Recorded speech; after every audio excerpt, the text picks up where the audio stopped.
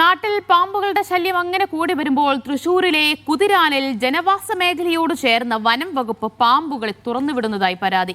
പാണഞ്ചേരി പഞ്ചായത്തിലെ വിവിധ സ്ഥലങ്ങളിൽ നിന്ന് പിടികൂടിയ പാമ്പുകളെയാണ് കുതിരാൻ ക്ഷേത്ര പരിസരത്ത് തുറന്നുവിടുന്നത്. ഇന്നലെ പാമ്പുകളെ തുറന്നുവിടാനെത്തിയ വനം വകുപ്പിന്റെ വാഹനം നാട്ടുകാർ തടഞ്ഞു. കഴിഞ്ഞ ദിവസം പ്രദേശത്ത് ശൗചാലയത്തിൽ വെച്ച് 2.5 വയസ്സുകാരന് പാമ്പ് കടിയേറ്റിരുന്നു.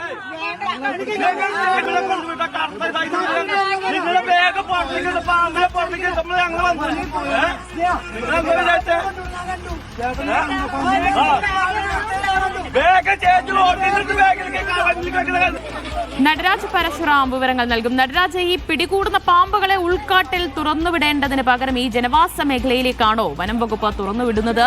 അതിൽ നാട്ടുകാർ വലിയ പ്രതിഷേധമാണോ അവിടെ ഉണ്ടാക്കിയത്? അങ്ങനെയാണ് നാട്ടുകാരുടെ ആരോപണം. വനം വകുപ്പ് കുതിരാൻ ഭാഗത്ത് ഇവയെ തുറന്നുവിടുന്നു എന്നാണ് നാട്ടുകാർ പറയുന്നത്. നമുക്കറിയാം, കുതിരാൻ പണ്ട് നാഷണൽ ഹൈവേയിൽ ബസ്സൊക്കെ പോയിരുന്ന ഭാഗമാണെങ്കിലും ഇന്ന് കുതിരാൻ തുരങ്കം വന്നതോടുകൂടി കുതിരാൻ ക്ഷേത്രം ഉൾപ്പെടുന്ന ഭാഗം ഒറ്റപ്പെട്ട് കിടക്കുകയാണ്. ആ വഴിയുടെ ഇപ്പോൾ യാത്രകളില്ല. വനത്തോട് ചേർന്ന് കിടക്കുന്ന സ്ഥലമാണ്, മലയൊക്കെ ഉള്ള സ്ഥലമാണ്. ഈ സ്ഥലത്ത് വനം വകുപ്പ് ഇത്തരത്തിൽ പിടികൂടിയ പാമ്പുകൾ ഉപേക്ഷിക്കുന്നു എന്നാണ് നാട്ടുകാർ ഉന്നയിക്കുന്ന കാര്യം.